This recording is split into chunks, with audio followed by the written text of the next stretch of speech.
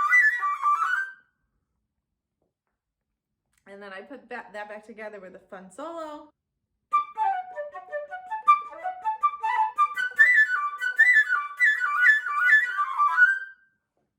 And there you have it.